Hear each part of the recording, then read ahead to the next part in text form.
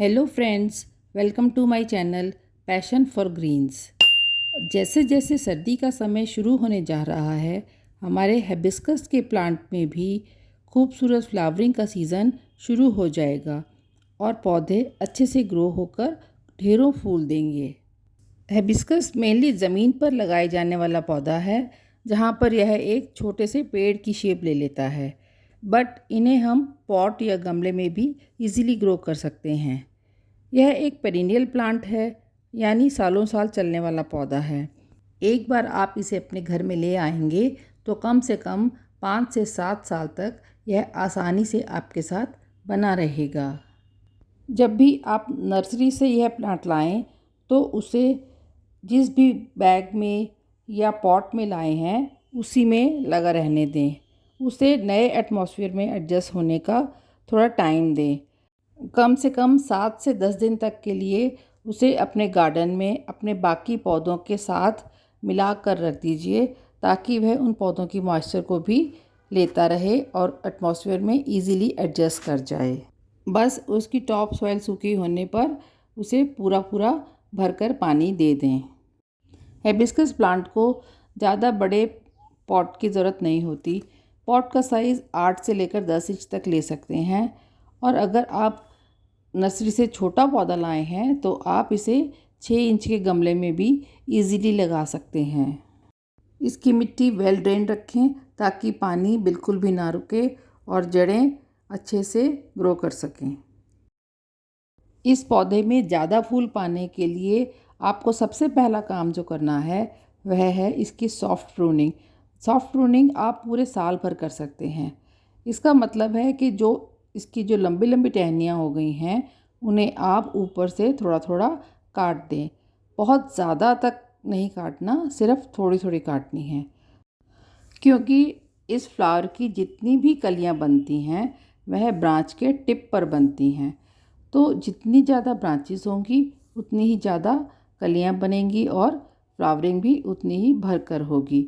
इसलिए आप ब्रांच की जो ड्राई ब्रांचेस हैं सिर्फ उनको काटिए या थोड़ी सी लाइट प्रूनिंग कर दीजिए। दूसरा इम्पॉर्टेंट काम है कि जो फूल इस तरह खिल कर सूख चुके हैं उन्हें आप निकाल दीजिए, इस तरह से अलग कर दीजिए पौधे से, ताकि प्लांट की एनर्जी नई ग्रोथ और नई फ्लावरिंग में लग सके।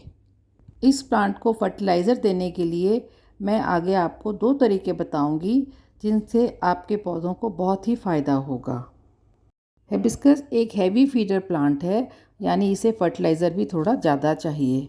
इसके लिए आप गमले में से इस तरह से मिट्टी निकाल लीजिए। कम से कम 5 से 7 इंच तक की मिट्टी निकाल लीजिए।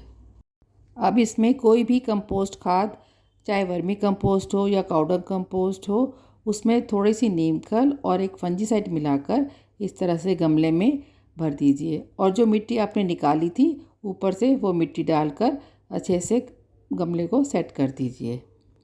इस तरह से आपको हर बार खाद देने की ज़रूरत नहीं है, साल में केवल 2 बार ऐसे खाद दे दीजिए। और इसमें एक बात का ध्यान रखना है कि पौधों की जड़ों को ज़रा भी नुकसान ना हो। खाद देने के बाद पानी ज़रूर दीजिए। आगे हम ऐसा फर्टिलाइज़र बताएंगे जिसे आप हर 15 से 20 दिन बाद अपने प्लांट्स में रिपीट कर सकते हैं।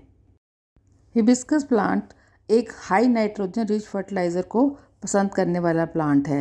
इसके लिए हम सीवीड ग्रैन्युल लेंगे, जो कि एक माइक्रोन्यूट्रिएंट है, और यह पौधे की ग्रोथ को बूस्ट करेगा और उसे पूरी ग्रीनरी भी देगा। यह हम 3 से 4 चम्मच ले सकते हैं। दूसरा इम्पॉर्टेंट फर्टिलाइज़र है एप्सम सॉल्ट।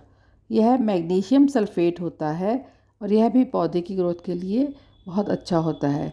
इसे भी आप 2 से 3 चम्मच ले सकते हैं। इसके अलावा आप इसमें बोन मील डाल सकते हैं। अगर आप बोन मील का इस्तेमाल नहीं करना चाहते तो आप इसमें सिंगल सुपर फास्फेट या रॉक फास्फेट भी डाल सकते हैं।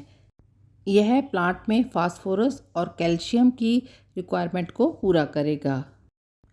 क्योंकि इस प्लांट को नाइट्रोजन बहुत पसंद है तो हम NPK 19-19-19 के भी 2 से 2.5 चम्मच लेकर इस मिक्सचर में डाल देंगे। प्लांट्स में फ्लावरिंग को बूस्ट करने के लिए हम इसमें पोटाश का भी इस्तेमाल कर सकते हैं। 1 से 2 चम्मच पोटाश के भी हम इसमें मिला लेंगे। अगर आपके पास इनमें से कोई एक आधी खाद नहीं भी है तो भी आप उसे स्किप कर सकते हैं। इस तरह से पूरा जो ही मिक्सचर हम बनाएंगे उसे पूरा ही नहीं देना, उसे गमले में सबसे पहले गुड़ाई करनी है और गमले के साइज़ के हिसाब से कम 1 या 1.5 चम्मच इसे देना है और इस खाद को गमले की साइड्स में ही देना है। खाद देने के बाद पानी ज़रूर दीजिए क्योंकि खाद अक्सर गर्म होती है और पानी देने से प्लांट में उसका एब्जॉर्प्शन ठीक से हो जाता है। इस तरह से तैयार की गई खाद को आप हर 15 से 20 दिन बाद अपने सभी पौधों में, ख़ास तौर पर फ्लावरिंग वाले प्लांट्स में डाल सकते हैं और हिबिस्कस के लिए तो यह बहुत ही अच्छी है। तो आप भी अपने गुड़हल या हिबिस्कस के देसी या हाइब्रिड पौधे को फर्टिलाइज़ कीजिए और इस तरह से ढेरों कलियां और फूल पाइए। अगर आपको ये वीडियो यूज़फुल लगा हो तो मेरे चैनल को सब्सक्राइब कीजिए। Thanks for watching.